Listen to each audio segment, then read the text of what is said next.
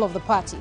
To others, the current reality of the party is a long-awaited reckoning due to what critics say is grossed over indiscipline, lawlessness and plain factions that have deepened the cracks of the NPP.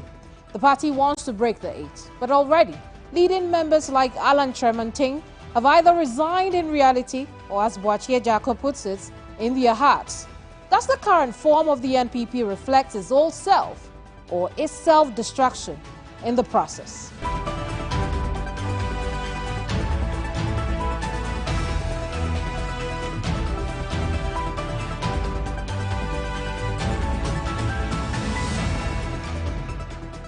On Hot Issues today, I sit with a man many describe as an accomplished Ghanaian, a former minister and a globally renowned surgeon.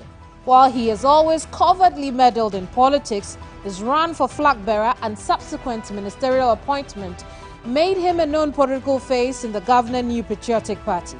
He will, for the next hour, tell us how the NPP got here and what he sees for the future of the party he once wanted to lead. In the last couple of years, he has been a thorn in the flesh of his own party, but to what end? Professor Kwabena Frimpong Boateng is my guest today on Hot Issues. Prof, you're welcome to Hot Issues. Thank you very much for having me.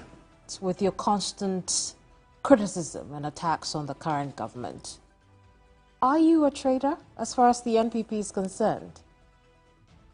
I don't think I'm criticizing or attacking the government, no. The president said we should be citizens and not spectators. So I'm offering my views to make the party stronger and Ghana a better place. Would you consider yourself a traitor of the NPP? Oh, not at all. I'm a patriot. That's what I would say. Oh, no, don't use the word traitor is too far away from, should be far away from my dwelling place. What the critics will say is what we see now is your reaction to your removal from office and that you're bitter about that. Oh, no. From office as minister, you mean? No. I'm not. Let me tell you, my serving in government was for me a sacrifice. I had to sacrifice a lot to serve in government. Other people may see it as a privilege or as a means of getting money, but to me, it was a big sacrifice serving in government. But it was my pressure being given a chance to serve this nation. And I think that I did my work very well. What are some of the sacrifices that you've had to make in order to be in government? You know, I do other things. I run 2 hospitals.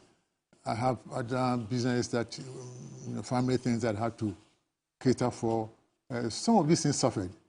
And above all, I didn't have much time for my grandchildren. I see. And so when you look at those sacrifices and the fact that nothing really came out of your appointment, it makes you bitter, doesn't it? No, I'm not bitter. A lot came from my appointment. I'm telling you, you will not find many ministers who achieve what I achieved within the 4 years that I served. I see. We'll come to that achievement. But while we're on the subject of whether or not your actions could constitute betrayal of your party, you said that the president has deviated from what the core of the NPP is. And if I may quote that, I'll just look for it briefly. You say that the NPP that resonated with you during the Kufuor administration is not what you see now. Well, that is true. That is true to a large extent. Because you find people who have no positions, elected or appointed positions in the party or in government, and they appear to waste so much power that they do what they like, and party people, government people are afraid of them, and so on. That is an unhealthy development in the party and in our NPP government. So when you said that the president has changed, what did you mean by that? What is the Akufo-Addo you knew then and the Akufo-Addo we see now? Well, dynamic. When they said something, they meant it. And approachable when he still is. But, you know, there are a lot of things that he said that are not working well, you know, as far as I'm concerned. You know, let's take the fight against illegal mining, for example. And the president gave his word that he would put his president online to stop that thing. And we worked with him, and I was very confident that I had his support. But later on, I got the impression that maybe I was wrong. So what's the difference between the Akufo-Addo then and now? That's what I'm asking. The Akufo-Addo now, you know, stood by his words. He was a man of his word, but the one we see now isn't? Not exactly, because there seem to be some contradictions in some of the things that we knew, you know, but probably it's because of the complexity of governance. I mean, you may say something, but then when the reality dawns on you, you may have to change your position in certain issues. Maybe that may account for the change that I'm seeing. Is this something you have intimated to him before? No, I'm no longer there, so how can I... I mean, while you were, yeah, you must have noticed that there was a change. Is this something that you have told him? No, I didn't notice it that much, but even while I was 7, I was truthful, I was straightforward, and I said my mind, and with the welfare of the party and the nation on my mind. So that is why I was forthright with everything that I did. When you say you didn't notice it that much, you mean while you were in office? Yes, because you're so busy, you know, doing things, and sometimes you don't even have time to reflect over many things. But then when you're back and you look over certain things, then you begin to connect the dots, and then it makes sense to you. But at the same time, you have stated more than once that your fight against Galamsey is something you had intimated to the president before, which means that you had had time to speak with the president. Yes, I did. Not only the president, at cabinet meetings, I met the Council of State twice to tell them the challenge that we had, and also at cabinet retreat on 2 or 3 occasions in Aburi and Akosombo, made a presentation to, there was a meeting of the West African security agencies, and I was invited to make a presentation, which I did on several occasions and several fora. I made the point known that things were not going well.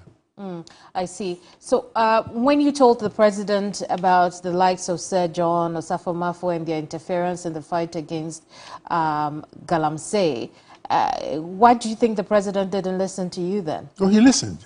Oh, he listened and promised to deal with it, take action, do something about it, yes. Did the action happen? Well, I didn't see them, but the fact that things are still going on, even worse than when I was there. Did the action happen? I didn't see them. You didn't see any action happen. So at that point, you must have known that the president has changed as far as you're concerned. Not changed, because there may be a lot of things on his mind, on his table. Galamsey was a prime campaign promise. As you said, he had put his presidency on the line. And so what else could have been top of the list? Well, as I said, he was very patient. He listened to me, and he said, Professor, leave it to me. I will deal with it. Deal with those issues that are presented to him.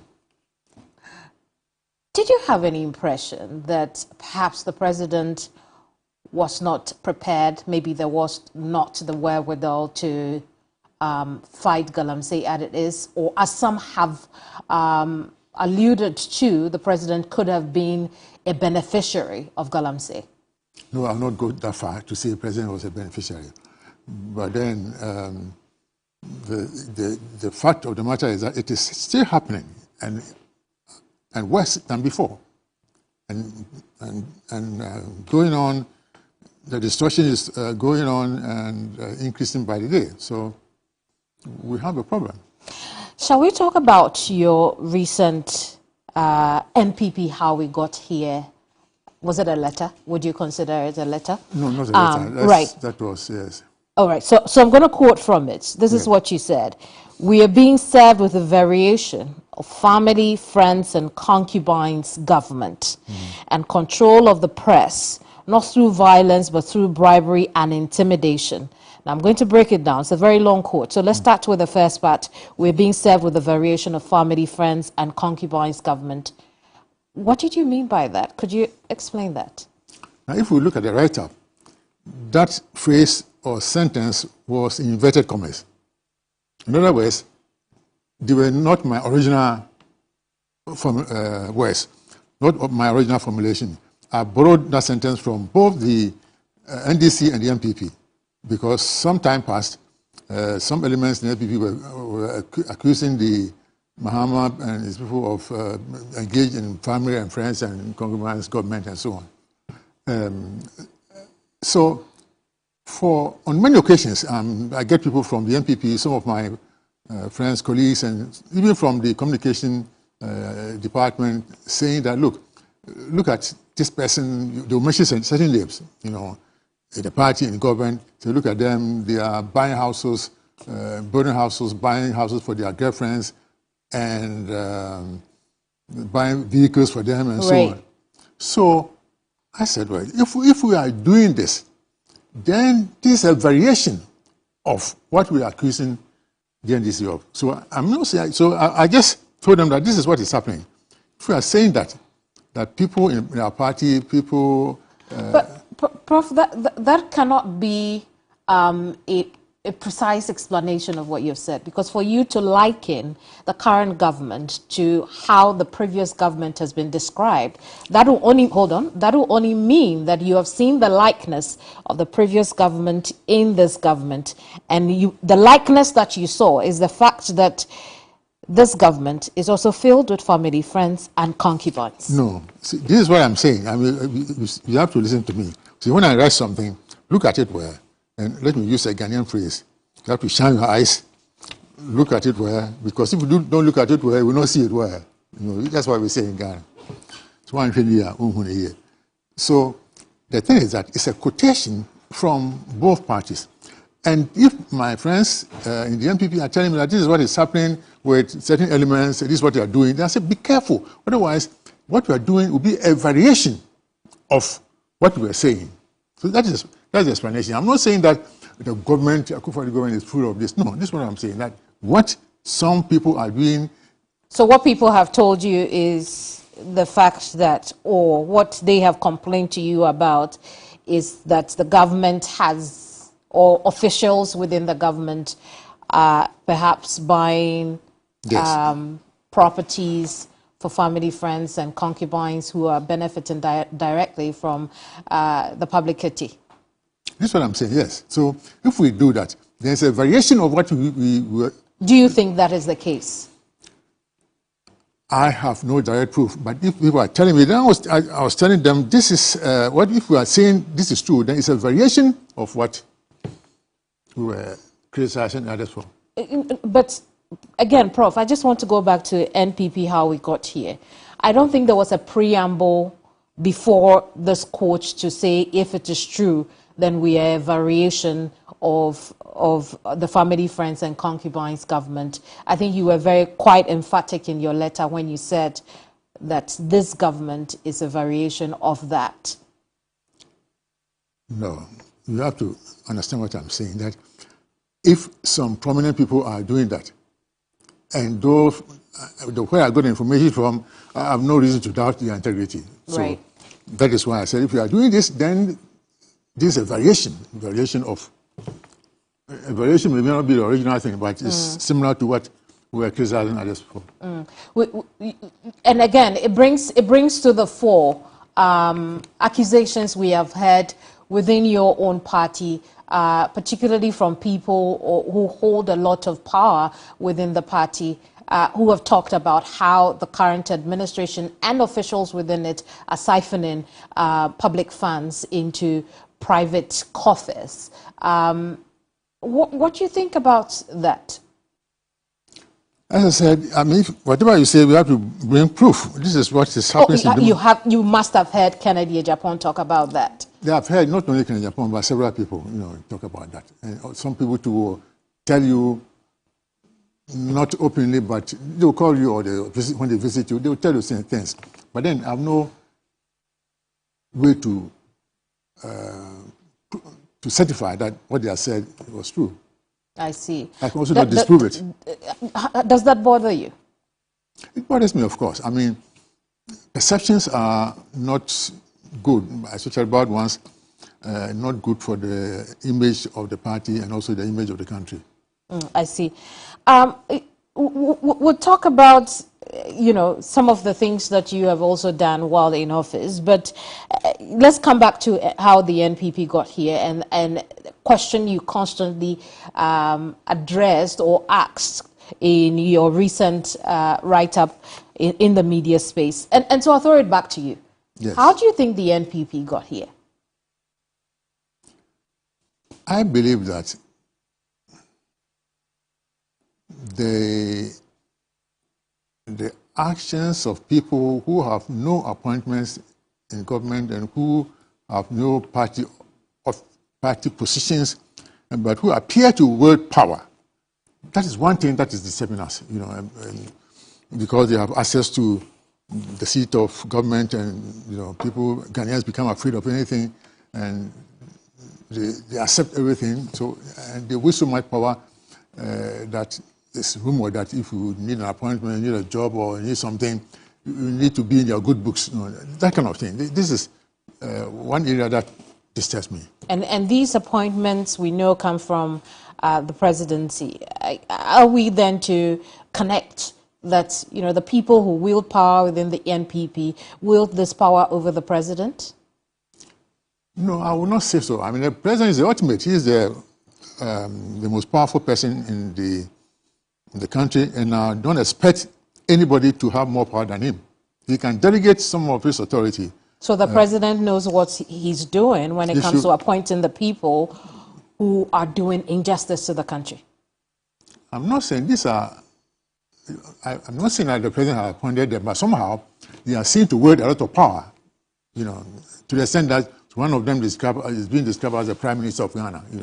Something that does not exist in our constitution or in the way we do things.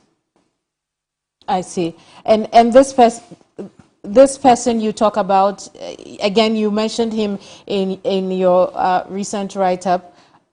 Who is this person you talk about? He's the Prime Minister. As the Prime Minister, the de facto Prime Minister. That is how you put it. Yes. Who is this person? He's the de facto Prime Minister. Does this person bear a name? No, I don't. Of course, he bears a name, but I'm not here to mention names. So how do we know who and what you talk about? You go and research and find out, because if I mention a name, somebody will tell me, proof that is the Prime Minister. Right. So what is it that this person does or is doing that is contrary to the very core of the NPP? Keminni, if you allow me, I can't go into those these days. Why not? You can find out for yourself, and then or ask around. Talk to people in Ghana, in the parties, NDP, PNGC, and government, and maybe get your own stories. Well, doesn't your refusal to talk about it make you complicit in what's going on? Complicit. If you want to take it that way, complicit. I'm not complicit in anything. I do good things, I do only good things. Good things for the party, good things for Ghana. Sacrifice all my life to make sure that Ghana becomes a good place, not a better place, a good place for all of us. Let's talk about the state of affairs within the party. Is the party still with leadership? Does it have a leader? Certainly, the party has leadership. Yeah, the party is a party. Otherwise, it will not be a complete party. It's got all the officers, all the leaders to make the party a good party. Again, there is leadership, but you have complained about a number of things going on within and without the party. If there is leadership, how would you score them as far as their performance is concerned?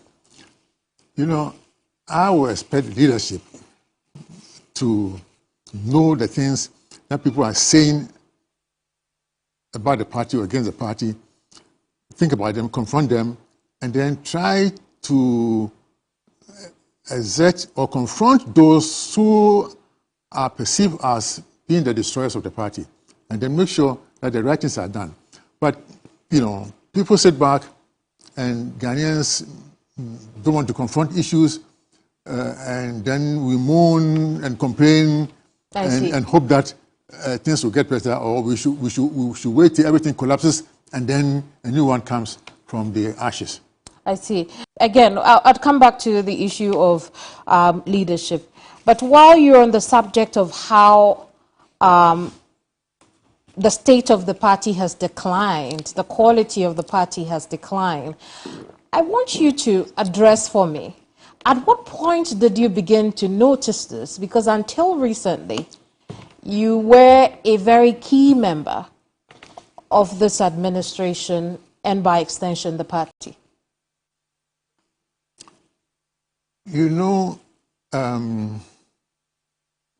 This was not too quite recent. I mean, when a report that I made and presented to the presidency in 2021 came up, and then some people in the party decided to sue me. And the reaction and the performance of some people, some elders and so on, gave me the impression that things were not right. You were unhappy about how you were treated? Sure, I was not happy about how we were treated, especially when I heard on radio myself that some two MPP commentators or communicators were on a radio station in Accra saying all sorts of unsavory things about me. So I asked one of my friends to talk to that person, what was happening. And he said that they have instructions from the communication directorate that they should make life difficult for me, insult and do that kind of thing. So if you have people from your own party, and to be honest with you, all the criticisms, the insults about Galamsey and so on that I've had come from my own party. So to me, I have issues with the present configuration of the MPP. Sort of alienated from them, don't feel part of it because I look at some of the people and I don't see what I have in common with them. This is my issue. You don't feel, you feel alienated, you don't feel a part of the party. Yes. Can we conclude that in your heart of hearts you have also resigned from the party? No, I won't go that far. I'm not resigned from the party. I want to make the party good so the party can achieve its objectives now and in future. But you're no longer attracted to this party because the ideologies have switched. I'm not saying I'm attracted. I'm still in it, but sort of, in every party, there may be factions, there may be things also. But if we take birds, or there are several wings in the party, but if the wings beat in unison, the bird can fly. A bird has two wings, one on the left side, right on the right side, but when they beat in unison, the bird can fly. And then if they beat haphazardly, the bird may fall down. So we need, these things are there, but it should not be that somebody will be targeted and attacked. And right. So, Prof, if I may do a 180, you think that you had given a lot of yourself to the party and to the country. Yes. And when you finally exited office, the party that you love so much turned against you. And so now you think you should be speaking. Why didn't you speak up while you were in office? What was the challenge then? Look, if you know me, these things that I've written, I started years ago, 20, 30 years ago. Virtually unchanged. I've been writing these things all the time. But the time you were in office, while you were Environment, Science and Technology Minister, you were not making these allegations against the NPP. Because they were not there at the time. It was after the fight, when I was no longer there, that, the attacks became very intense. We didn't know a lot of the things that were going on as you're telling us now. And you tell me, or you create the impression that the only reason you're saying it now is because the party that you love so much, the party that you sacrificed so much for, decided to attack you. No, the issues cropped up Right. after I had left government, and the attacks were coming. So I had to respond somehow to explain myself. The things you talk about now, did they not exist while you were in office, while you were part of the government? Which things are you talking about? The issues of corruption, the issue of interferences in your work, those things existed while you were in office. Oh, yes. As I told you that. I mean, I made several presentations to Cabinet, to the Council of State on 2 occasions, at Cabinet retreats and to National Security, the West African Security something organization. Several things. But, they were not public pronouncements, but these were made to specific groupings and hoping that things could change from within.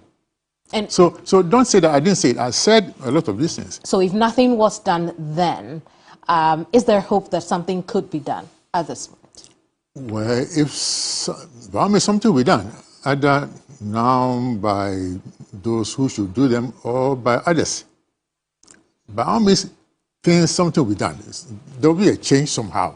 Either we'll bring it about ourselves, or somebody will be a lightning rod to bring that change that will happen. Prof, I want to talk about your Galamsey report, which recently the AG responded to officially. They have called it mere conjectures, unfounded, lacking evidence, for which reason their recommendation to the investigative body is for them to not prosecute the people that you accuse of interfering or actively involved in Galamsey. What do you say to that? I'm not surprised at all that the AG is saying that. Because if you had said otherwise, I'd be very surprised. Because when the report was leaked, the presidency said, as we are saying, hearsay, personal opinion, that kind of thing. That was in April. In May, the Attorney General said the same thing. And so, what are you expecting in September? You think you go back against their own words? No. So I'm not surprised at all.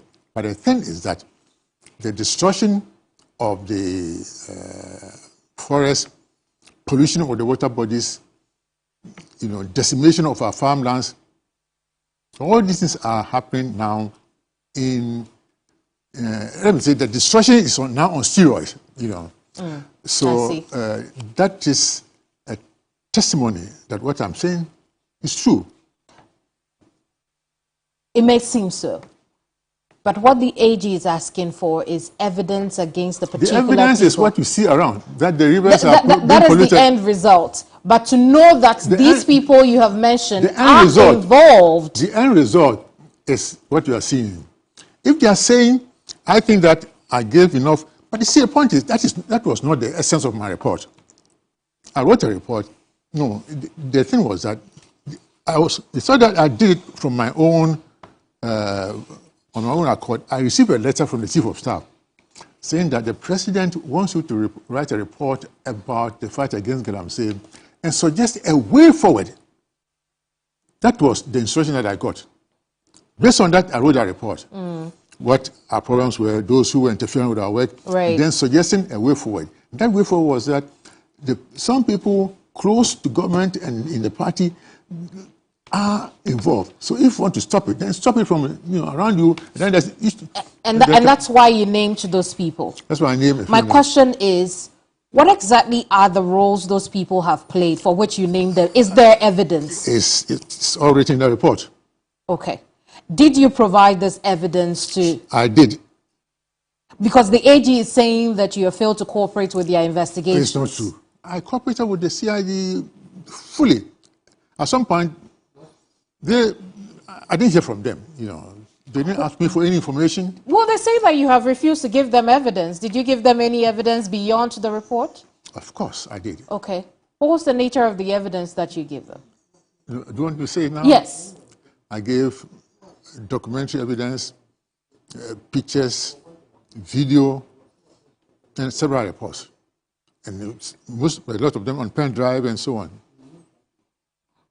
So then the AG's point that you gave the media publications is correct, instead of hard evidence.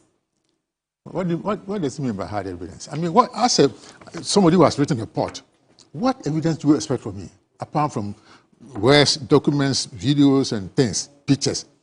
I'm not an investigating agent. That's not my job. I was a chairman of a committee, and I wrote a report. So you have to go around and see whether what I'm saying is not true. I mean, look, the Galamsey, listen to me. The Galamsey is worse now than before. We have regional ministers, we have DCs, MPs, police people, customs and forestry commission people scattered all over Ghana. I did not see these things. If you go there, you will get the evidence. Well, those things are there. Prof, what I'm asking is, and please stick with me here. What I'm asking is, when you mention names like Kojo Nkrumah, what role did he play? When you mention names like... I didn't say Kojo Nkrumah was engaged in Galamsey. He did something, and I wrote about it. What did he do?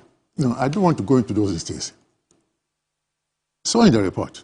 So if the AG decides not to see anything or doesn't see anything, I cannot say anything. It's up to him. That's how he interprets information. Is this another indication that really the country has lost the fight against Galamsey as far as you're concerned? For now, but I don't know what will happen in the future. Maybe the next government or so may have another strategy to solve the problem of Galamsey. I hope so. But we also hear that you have compiled some evidence and given to Shraj on Galamsey. Is that the case? That is the case. Somebody, I think an MP for South Dai, reported to Shrag that Shrag should go into that report and investigate. So I was called to Shrag as a witness. And I had an initial chat with them, and they followed up with a list of things that they wanted to have, which I've given to them. Yes. Is this the same with the AG and the police? Well, they asked for more information, details and other things which the police didn't ask. Okay. See, I'm not a CID person. I'm not an investigator. I give you what you ask for. If you don't ask me things, it may not even occur to me. But these Sri people, I think, were very professional. They were very specific. They wrote the things down. So I went through the checklist. And provided them the evidence. So comparatively, you think the CID and by extension the AG did a poor job on this?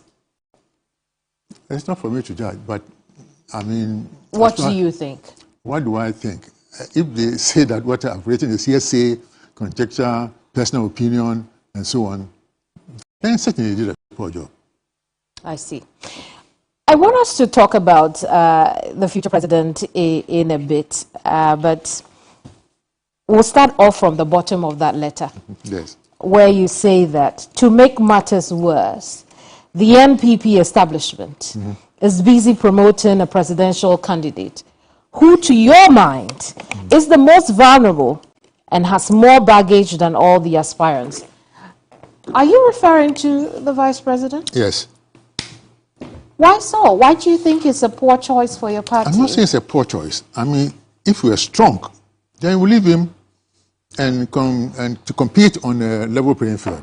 But then if party people, government appointees, are more or less whipped in line to toe that line, it shows that he's weak and he needs, that kind of support. What are some of the baggages that you think he carries with him? Look, a lot of pronouncements that he made in the past,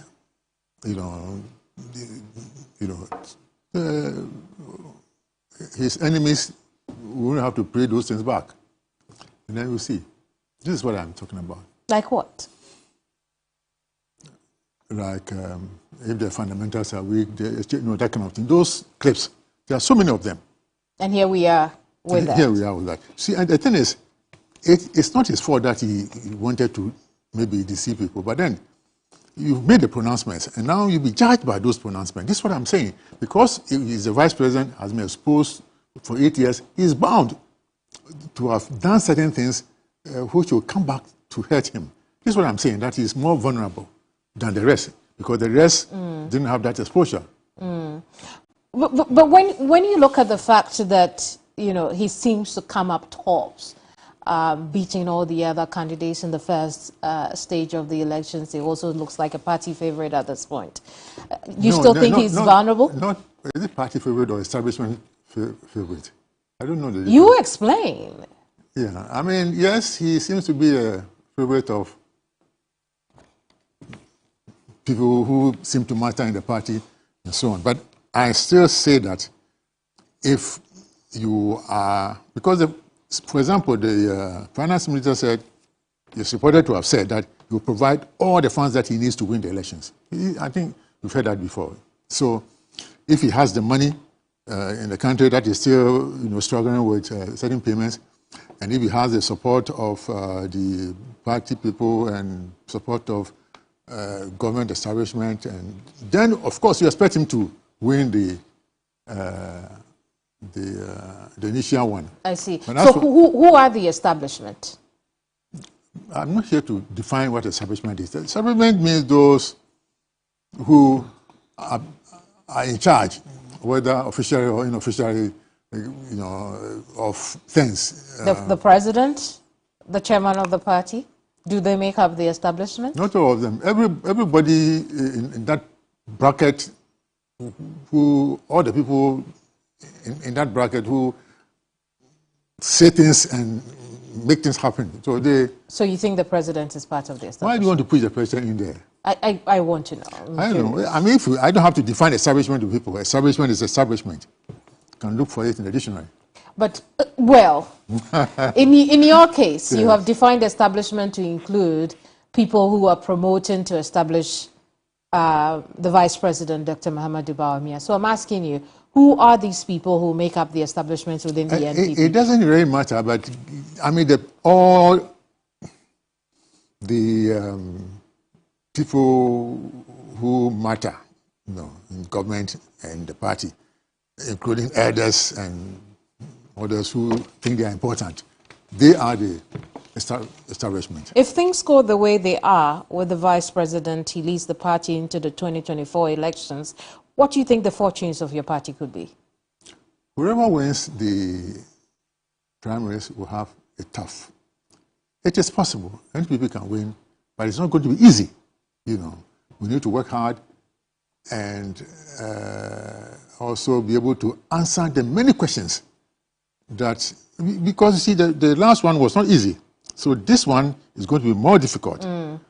And especially when you have a supposedly financial guru and vice president, you know, for example, I mean, if we had the president, Nana Akufo-Addo, is a strong political leader, no doubt about that.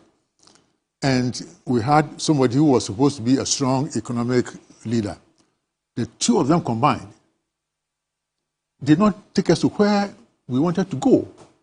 Now the strong political leader is leaving the supposedly economic man alone. But the NPP sold the vice president to the Ghanaian people as an economic maverick. And so if now you're saying that, no, you can't even say that he's an economist. No, I'm not saying that. It's not coming out of your mouth. No, I'm not saying that. Then the NPP lied to the Ghanaian people about the vice president. I don't know. No, what I'm saying is that we had a strong political leader, a strong economic person together managing things.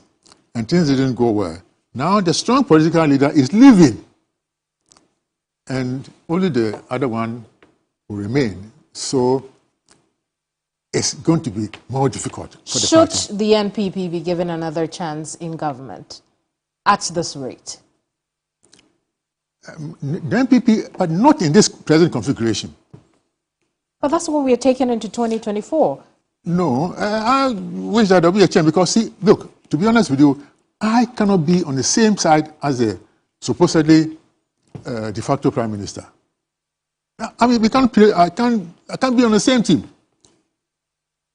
So in that respect, there must be a change. And we are not seeing that change because de facto is still around. The establishment candidate who you say is vulnerable and comes with a lot of baggage is still around. Could be going into 2024. So if these people are around, are you leaving? No, I'm not leaving. But you see, ideally, this duopoly, NPP, NDC,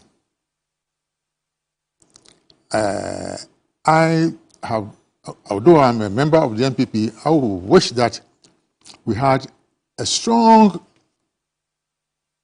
third component that will offer strong competition to both NPP and NDC, so that Ghanaians will have a choice, a broader choice. Because otherwise, this party will rule and then toss Ghanaians over to the next one, and then, we'll be struggling NPP, NDC, NPP, NDC.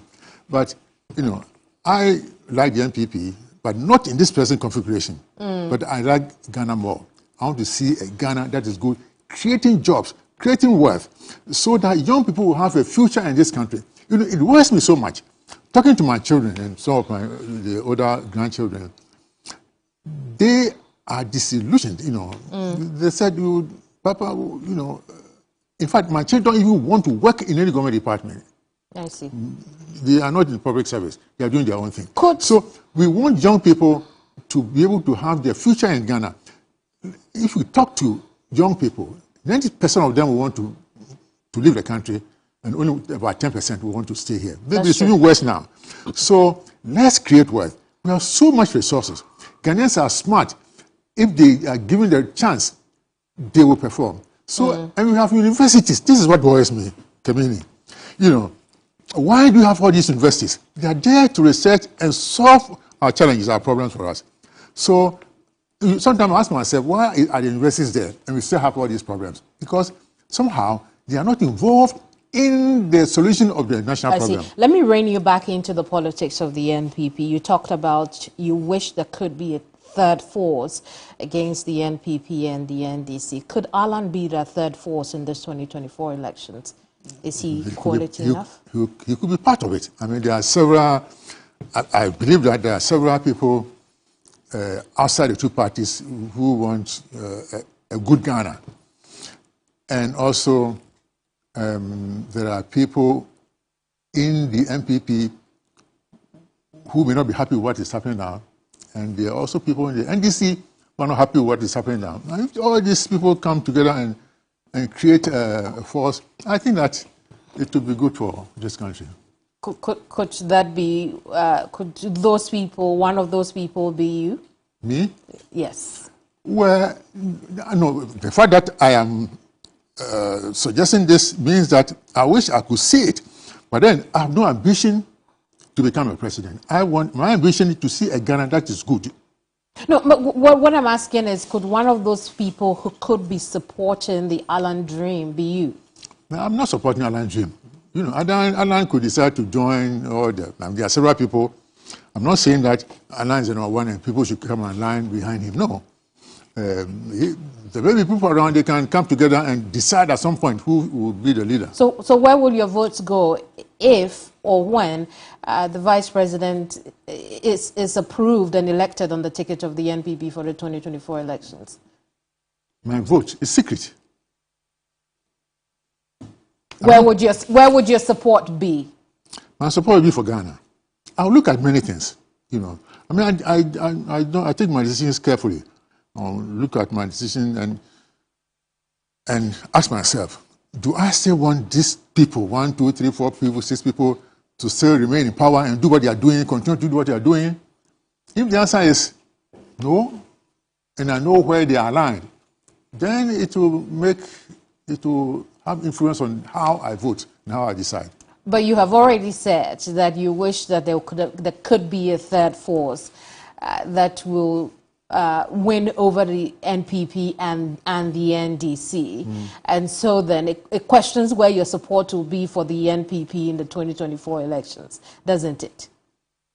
It doesn't, of course, as I said, I cannot decide now because I don't even know.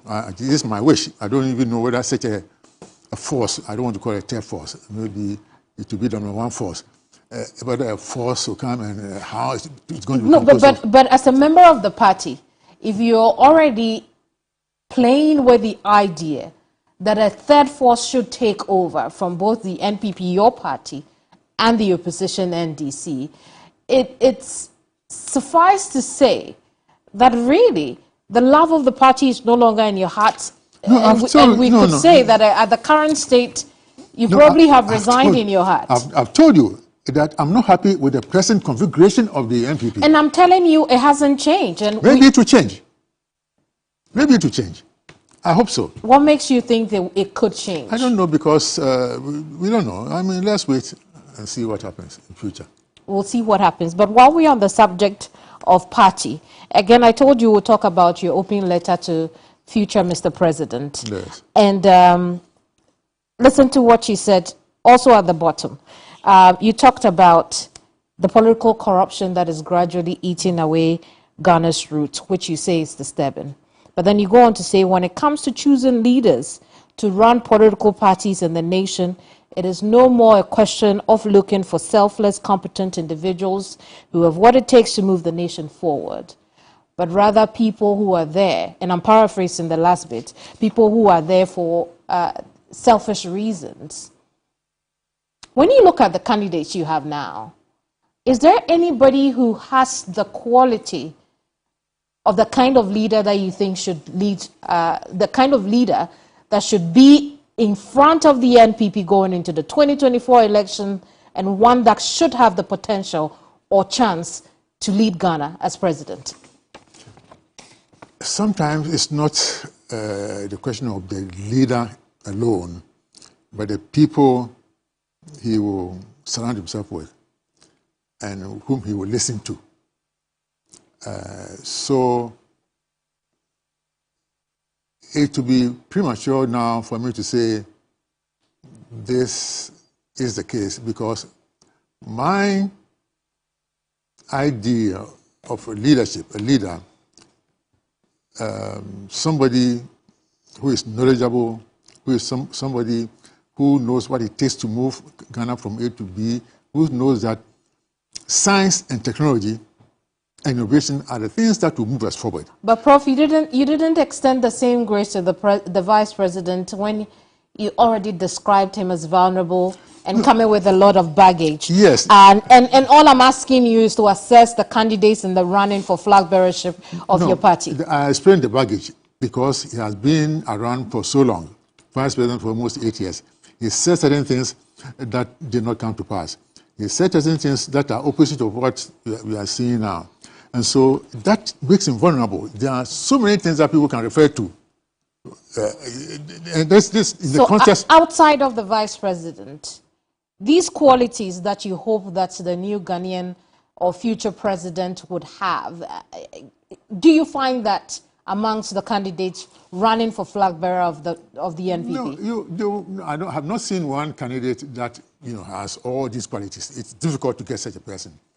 But one or two qualities, yes, and if he comes and he can gather people around him who will complement everything, and then we get a composite body that has all these qualities. Then Prof, these are not too many qualities.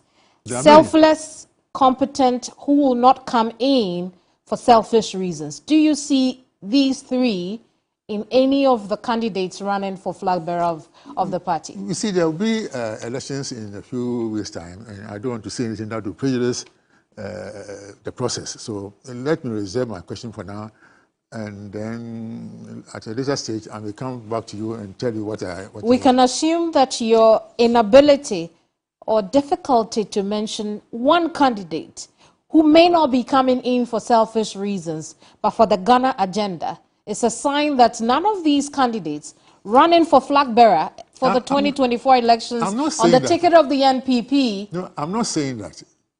Certainly, I don't even know how many are coming in for the Vice President, Keminni Amanor. We have the former Greek minister, Adenimo. So there are about 4 or 5 of them. Well, maybe average. Prof, are you telling me that you haven't been following events within your own party? Because you are asking me to tell you who the candidates are. Let's start off with the vice president. No, I don't want to go into personal issues. I mean, I did a... Is he selfless? Is he competent? Is he in for self-power or the Ghana agenda? I will reserve my comments. Ghanaians know what is happening. You see, I don't want to say anything, and then tomorrow from Bobatin we'll be in trouble again. Let's jump on to Keminni Amanor. What do you think? Selfless, competent, Ghana agenda, or self-power? No, all of them have certain qualities which are good, but then they... So these qualities are good, but not good enough. Which one? These qualities that you see in them. Keminni. Yes. Don't push me too far. I would like to. I'd like to. Tell me what's on your mind. They have some good qualities, but not good qualities enough to take Ghana out of the quagmire we find ourselves in. No, what I'm saying is that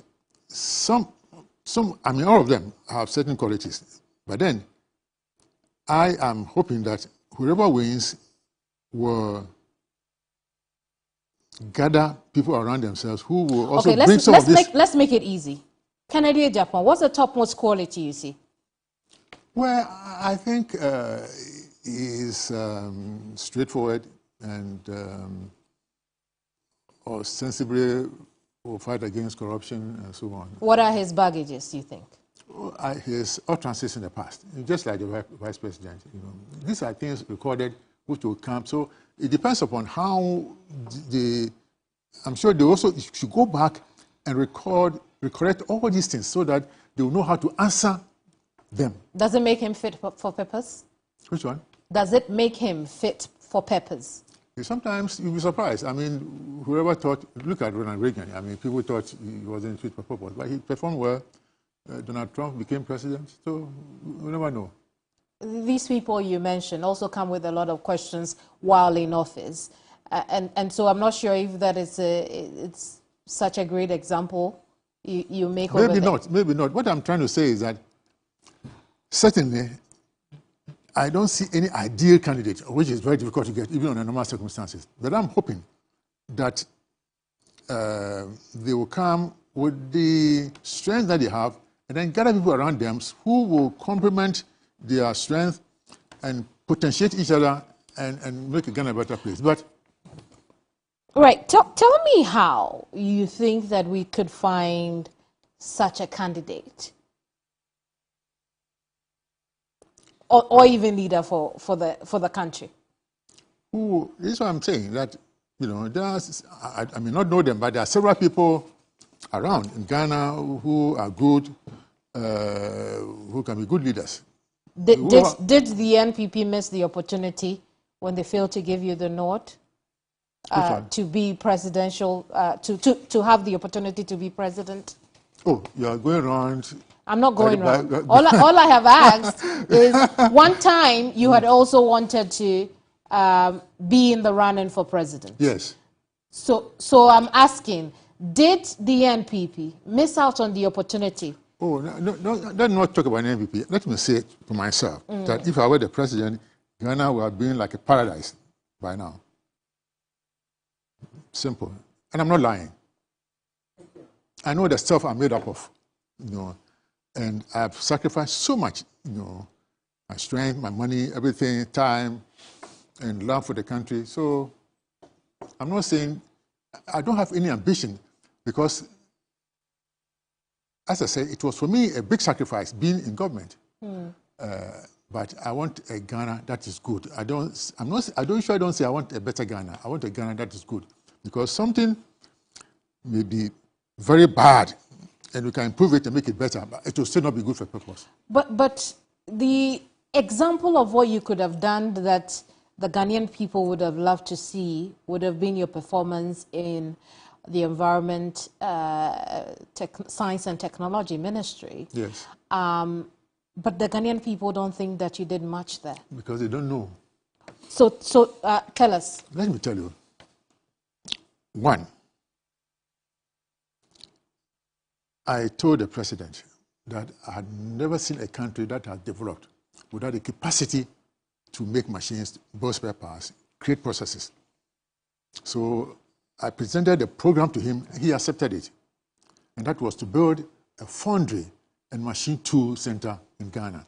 Machine tooling is a computerized equipment that will enable you to produce spare parts with precision and accuracy. And the foundry is universal. I mean, if you want to produce drainage covers for road construction. Well, you told the president, but were these things done? Started. So we got the land at Atomic Energy. Within 6 months, we were very far. I imported the first batch of equipment, and I left. And the thing is standstill. Number two, I personally appealed to my colleague in Germany, the German Minister for Environment, that I needed to build some facilities that would deal with waste and create energy. So we built a pilot plant at a place called Jankoba in Achumangwebeja South. It's a facility that deals with waste. It produces energy from three sources: solar energy, from pyrolysis, that is the burning of plastic things, and then biogas. So there are three sources of energy that are combined to create a composite energy. You create the energy in the process dealing with the waste. So that is working. And it's working where and for who? In Achumangwebeja South. Okay. Yeah, working for the community there. Right. Achumangwebeja South constituency. Achumangwebeja Municipal Assembly. So that is one thing. The second one was, ministries and agencies buy satellite data. I mean, for road construction, when they want to construct their roads, AGRIC, Ministry of Lands and Natural Resources, Lands Commission, they buy satellite imagery. So I worked out a program with Viasat and then installed an Earth observation satellite at Kuntunsi, apart from the big one. So now... It seems you didn't talk much about some of the things that you were doing while you were in office. No, we see that that's the thing. Journalists, about this machine tool center, journalists went there, when they were reporting, they say, oh, from watching, they are working on some better, That's this again, this information. I present with you information. You have to understand it before you can disseminate it. But if people don't take the effort to absorb the information and then analyze so that they can interpret and present them to the public, whatever you do may not sound... Prof, I want to ask you... And there's several things, so you go ahead with the next question. Indeed. I want to ask you, very respected, renowned surgeon, when it comes to your professional life, fantastic accolades come along with your name. On the political front, however, we cannot say same. Do you have any regrets participating openly in politics? No, I don't have any regrets. Don't say that. I don't think that characterization is correct. People know I went into politics with a clear mind to serve, and I achieved a lot. Although they lied on me, I've been exonerated, and therefore I'm happy that I went in. If I had not gone in, I would have said, oh, maybe I could have done a lot for my country, and I didn't venture. Now I went there, I know how it works, and I'm happy I went there, and I think I did my best for this country. And people will learn from my experience and maybe change the way they approach politics. But, I mean, you tell us that now, but you're also reported to have said that being a cabinet member is not something you would ever want to do. I didn't say that. Right. I'm not saying that. What I'm saying is that it was a sacrifice working in government. For me, it was a sacrifice working to get 15,000 cedis a month and some fuel coupons. I didn't steal. I rejected bribes. I didn't do anything bad. Just straightforward, working for country. And that ministry, Environment, Science and Technology, you will not get 1 cedi for any project. So you have to be very innovative. If you don't have friends abroad, this is what I use my German friends and connections to get some projects for Ghana. I see. And so there is no disappointments there? No, I'm not disappointed at all. At all. Prof, thank you so much for coming. Yeah, thank you, Keminni, for having me. Professor Kwabena Frimpong Boateng has been my guest on Hot Issues today. He says that if he were president, Ghana will be paradise, a paradise you and I will love to live in. We look forward to that future. But that'll be all today on our program. I am Keminni Amanor. Bye-bye.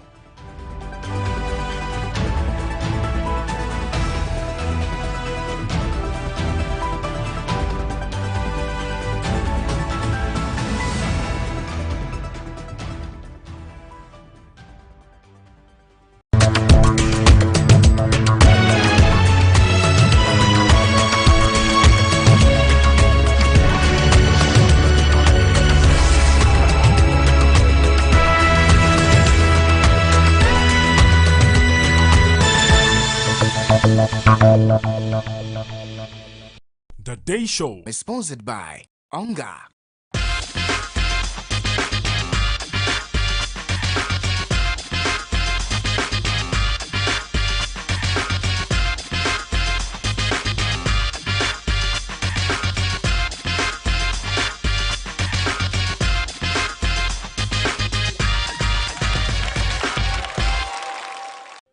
My grandfather said to me, "Son, you're a child of this tradition. No different from the ancestor of 1,000 years who plunged his fingers into the mud. From this mass today you call death, pots were molded. Pots which will keep water of life that sustained your great-grandmothers in youth. Your lips, they unfold with breath, cushioned in language as though a new leaf unravels. Bleu, segbeanapon, na pienefa. Upon navel, you were connected to a power that charged your existence. And if you ever ran out of energy, the fathers of my fathers left you drums, song, dance, from which your strength should stand, fortified from the battery of those that wish we harm. My son, he sang in his son. You are but a future ancestor,